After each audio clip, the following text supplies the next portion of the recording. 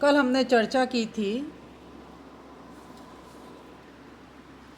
हिंदी गद्य के आरंभिक स्वरूप पर और निबंध पर।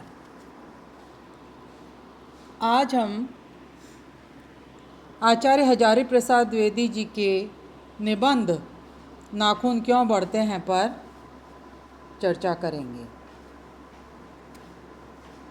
आचार्य हजारी प्रसाद द्विवेदी जी का जन्म 1907 में हुआ और 1979 में देहावसान हो गया।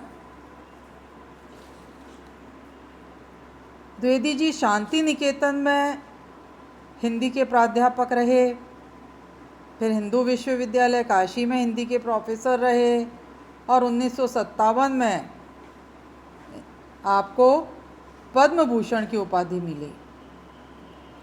बहुमुखी प्रतिभा के धनी थे। निबंध, उपन्यास एवं समालोचना आपकी प्रिय विधाएं रहीं।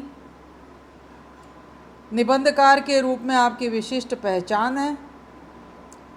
विचारात्मक, आलोचनात्मक, गवेषणात्मक, साहित्यिक, सांस्कृतिक, वैयक्तिक आदि सभी प्रकार के निबंध आचार्य द्विवेदी जी ने लिखे हैं और इनके निबंध में सांस्कृतिक गरिमा और मानववादी विचारधारा भरी हुई है। अत्यंत गंभीर और गहन बात को भी आप बहुत ही सहज और रोचक तरीके से प्रस्तुत कर जाते हैं। ये आपकी एक बड़ी विशेषता है। नाखून क्यों बढ़ते हैं, यह ललित निबंध है और जीवन में हिंसा का कोई स्थान नहीं। नाखून मनुष्य की भयंकर पाशवी वृत्ति का जीवंत प्रतीक है। आचार्य द्विवेदी जी ने अहिंसा के महत्व को ही दर्शाया है और साथ ही अनेक विचारणीय प्रश्नों को भी उठाया है, जैसे मनुष्य किस ओर बढ़ रहा है, पशुता या मनुष्यता की ओर, अस्त्र बढ़ाने की ओर या अस्त्र काटने की ओर। सभी प्रश्नों के उत्तर भी स्पष्ट करते जाते हैं कि मनुष्य की सार्थकता किसमें है, प्रेम में है, मैत्री में है, त्याग में है, सभी के मंगल भाव में है। फिर कहते हैं नाखून काट दीजिए, वे चुपचाप काटने का जो दंड है उसे तो स्वीकार कर लेंगे, लेकिन निर्लज्ज अपराधी की भांति फिर छूटते ही सेंध पर हाजिर, अर्थात फिर वही बढ़ने का काम शुरू कर देते हैं। किसी बालक ने, ये निबंध का आरंभ भी इसी से करते हैं कि किसी बालक ने पिता से पूछा, बस यूँ ही पूछ लिया जैसे प्रायः बालक पूछ लिया करते हैं, कि नाखून क्यों बढ़ते हैं। अक्सर नाखून बढ़ते ही माता पिता बच्चों को नाखून काट लेने के लिए बोलते हैं, अधिक बढ़ जाएं तो डांट भी देते हैं। तो इस सामान्य से वार्तालाप को लेकर लेखक ने बहुत गहराई में जाकर देखने का प्रयास किया और कहा कि कुछ ही लाख वर्षों की बात है, मनुष्य वन मानुष था, उसे नाखून की ज़रूरत थी। दांत नाखून से ही उसके अस्त्रों का काम होता था और फिर धीरे धीरे बाहरी वस्तुएं जैसे पत्थर, पेड़ की डाल, हड्डियां आदि उसके अस्त्र बने। कथा भी है दधीची मुनि की हड्डियों से वज्र का निर्माण हुआ था। धीरे धीरे धातु के हथियार बने। सुर, असुर, यक्ष, गंधर्व सभी ने अस्त्रों का सहारा लिया, युद्ध हुए, फिर बंदूक, कारतूस, तोप, बम वर्षक वायुयान, और अब उस नखदर मनुष्य ने क्या कर दिया है, एटम बम पर भरोसा कर रहा है। एटम बम के भरोसे पर आगे बढ़ रहा है। मनुष्य बच्चों के नाखून न काटने पर उन्हें डांट देते हैं, लेकिन कुछ लाखों वर्ष पूर्व नाखून नष्ट होने पर जरूर डांट देते होंगे, क्योंकि इन्हीं से तो काम चलता था।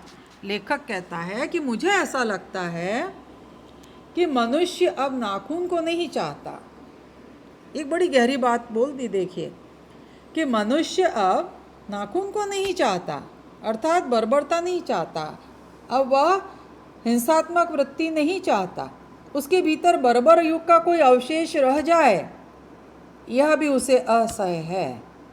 लेकिन यह भी कैसे कहूँ, नाखून काटने से क्या होता है? मनुष्य की बर्बरता घटती कहाँ है? घटी है क्या? अगर नाखून काट भी दिए तो क्या बर्बरता घट गई?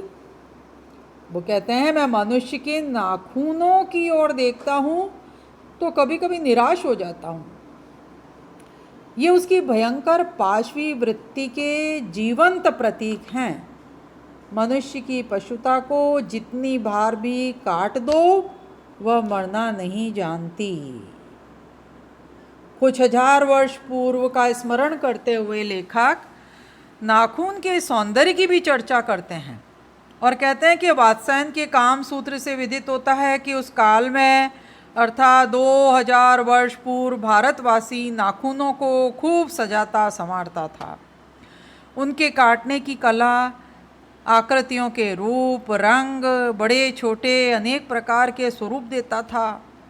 प्रत्येक देश काल की अपनी एक रुचि होती है, लेकिन अधोगामिनी वृत्तियों को भी भारतवर्ष ने क्या किया है? मनुष्योचित ही बनाया है, अधोगामी नहीं रहने दिया, उसको मानवीय धरातल पर लेकर ही आया है। ये भारत की एक सबसे बड़ी विशेषता है जिसे यहाँ पर हजारी प्रसाद द्विवेदी जी इंगित करते हैं, बताते हैं। फिर कहते हैं कुछ वृत्तियाँ अनायासी शरीर के अनजाने में भी अपने आप काम करती रहती हैं, जैसे नाखून का बढ़ना, केश का बढ़ना, दांत का दोबारा आना, पलकों का उठना गिरना। अतः ये जो प्रवृत्तियां हैं ये सब एक सहज वृत्ति है और साथ ही कहें कि उसके पशुत्व का भी प्रमाण है, और काटने की प्रवृत्ति उसकी मनुष्यता की निशानी है। भारतीय चित्त जो आज भी इंडिपेंडेंस को अनाधीनता के रूप में न सोचकर स्वाधीनता के रूप में सोचता है, यह हमारे दीर्घकालीन संस्कारों का फल है। वह स्व के बंधन को आसानी से नहीं छोड़ सकता। अपने आप पर अपने आप के द्वारा लगाया हुआ बंधन हमारी संस्कृति की बड़ी भारी विशेषता है। साथ ही लेखक हजारी प्रसाद द्विवेदी जी अपनी बात इस रूप में भी रखते हैं कि मैं ऐसा तो नहीं मानता कि जो कुछ हमारा पुराना है, जो कुछ हमारा विशेष है, हम उससे ही चिपटे रहें। हमें परीक्षा करके हितकर बात को सोचना चाहिए और उसे ही अपनाना चाहिए। इसके आगे लेखक प्राचीन सभ्यता की नाना जातियों के लिए सामान्य धर्म खोजने की बात पर कहते हैं कि यह कोई सहज बात नहीं थी, क्योंकि यहाँ निरंतर अनेक जातियाँ आईं, लड़ाई हुई, फिर प्रेम से बस भी गए, अनेक समस्याओं को सुलझाने का लक्ष्य रखा गया और समस्त वर्ण जातियों ने एक सामान्य आदर्श स्थापित किया। मनुष्य पशु से किस बात में भिन्न है? यह विचार रखा गया कि मनुष्य में संयम है, दूसरों के दुख सुख के प्रति संवेदना है, श्रद्धा है, तप है, त्याग है। मनुष्य मात्र का धर्म उसका व्यवहार, आचरण है, जिसमें वचन, मन और शरीर से सत्याचरण हो। इसके साथ ही अन्य गुणों को भी मनुष्य के आचरण में होना चाहिए। कौन से गुण हैं? जैसे दानशीलता। फिर गौतम का उदाहरण दिया कि गौतम ने कहा था कि मनुष्य की मनुष्यता यही है कि वह सबके दुख सुख को सहानुभूति के साथ देखे और देखता है। यह आत्मनिर्मित बंधन ही मनुष्य को मनुष्य बनाता है। अर्थात आचार्य जी का जो मूल भाव है वह क्या है? हिंसा को छोड़कर अहिंसक बनना, पशुता को छोड़कर मनुष्य बनना, मनुष्यता लाना। और निबंध के अंतिम चरण में लेखक एक बूढ़े की बात बताते हैं और कहते हैं कि मनुष्य को सुखी बनाने के लिए जब बाहरी उपकरणों के उपाय सोचे जा रहे थे, कब? जब हम परतंत्र थे, तब क्या उपाय सोचे जा रहे थे कि हम किस तरह से सुखी हों, क्योंकि पराधीन सपने सुख नाई। तो यहाँ पर एक बात लेखक कहते हैं कि उस बूढ़े आदमी ने बताया कि सुख को बाहर से नहीं, भीतर से देखो, भीतर की ओर देखो। हिंसा को मन से दूर करो, मिथ्या हटाओ, क्रोध व द्वेष को दूर करो, लोग के लिए कष्ट सहो, काम करने की बात सोचो। प्रेम से सब कुछ साध्य है, प्रेम से सब कुछ किया जा सकता है, सबके दिलों पर राज किया जा सकता है। लेकिन लेखक कहते हैं आगे कि बूढ़े की बात अच्छी लगी या न लगी पता नहीं, उसे गोली मार दी गई। वह बूढ़ा कौन था जिसने हमें ऐसे शुभ संदेश दिए थे, जिसने पूरी मानवता को एक सुंदर और उदात्त तरीके से जीवन यापन करने की एक पद्धति दी थी? वह बूढ़ा कौन था? लेखक कहते हैं बूढ़े आदमी के नाखून बढ़ाने की प्रवृत्ति हावी हो गई। गोली मार दी अर्थात नाखून बढ़ाने की जो प्रवृत्ति जिससे वो आरंभ करते हैं अपने निबंध का, उसी को वापस यहाँ पर रेखांकित करते हैं कि बूढ़े ने कितनी गहराई में बैठकर मनुष्य की वास्तविक चरितार्थता का पता लगाया था। तब उसने कोई बात बोली थी, लेकिन उसकी बात नहीं सुनी गई, बल्कि न सुनी गई और उसे गोली भी मार दी गई। अर्थात जो आदमी की हिंसा है वह उस अहिंसक व्यक्ति पर हावी हो गई। और यहाँ वह बूढ़ा व्यक्ति कौन है? गांधी जी। लेखक गांधी के लिए ही ये बात कहते हैं। और फिर लेकिन यह निराश भी नहीं हो रहे, लेखक कदापि निराश नहीं हो रहे, और वो कहते हैं कि कोई दिन तो होगा जब मनुष्य के नाखूनों का बढ़ना बंद हो जाएगा। क्योंकि वो एक बात याद करते हैं कि प्राणी शास्त्रियों के अनुमान को अंकित करते हुए भी वो एक बात कहते हैं कि मनुष्य का अनावश्यक अंग उसी प्रकार झड़ जाएगा जिस प्रकार उसकी पूँछ झड़ गई। क्योंकि ये कहा गया ना, आदि मानव उसके पूँछ हुआ करती थी और वो पूँछ कब उड़ गई, कहाँ चली गई पता नहीं, इस तरह की बातें। तो कहते हैं कि नाखून भी, अर्थात ये जो हिंसा का भाव है यह भी किसी दिन झड़ जाएगा, ऐसा वो आशा रखते हैं। और उस दिन मनुष्य की पशुता भी लुप्त हो जाएगी। शायद उस दिन वह मरणास्त्रों का प्रयोग भी बंद कर देगा।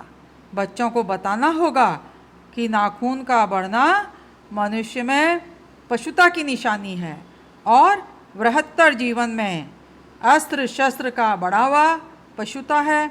अतः हमें समझना होगा कि हम मनुष्यता की ओर बढ़ें, जहाँ प्रेम, मैत्री, त्याग, सबके मंगल की कामना हो।